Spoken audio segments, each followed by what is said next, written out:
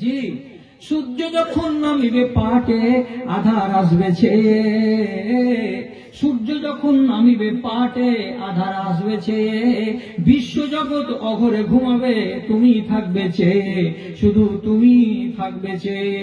এমন আধারে নির্জনে বসে, এমন আধারে নির্জনে বসে একবার তারে হাঁকো, ডাকো তারে ডাকো, মনের কালি মুছে ফেলে দিয়ে নয়ন পাতায় আঁকো, ডাকো তারে ডাকো। উপায় আপনার কাছে আছে, ওষুধ আপনার বাড়িতে আছে, যদি খাটাবেন তো পাবেন, না খাটাবেন তো পাবেন না। মেয়ে ছেলে যদি বলে যে আমি আমল করবো, মুলি সাহেব তোরা 2টার সময় মসজিদে কেমন করে যাব?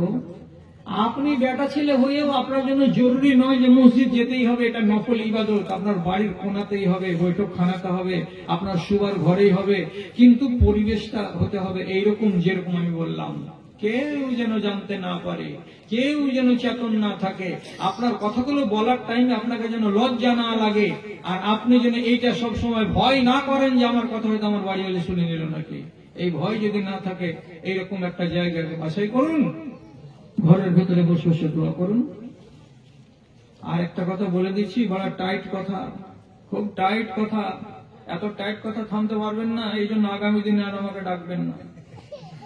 জুয়ান্তিকালে যদি কাউরির সাথে ব্যভিচার হয়ে থাকে কোন বেটি ছেলের সঙ্গে, খাস করে যদি এই গুণ আপনার মাপ না হয়ে থাকে, খাস করে এই পাপ যদি আপনি আল্লাহর কাছে মার্জনা করে নিয়ে না থাকতে পারেন, তাহলে যত আমল করছেন আসমানের তলাতেই থাকছে, উপরে যাবে না। আর হাদিসে লেখা আছে, ইউরফাউ আমালুল আবদে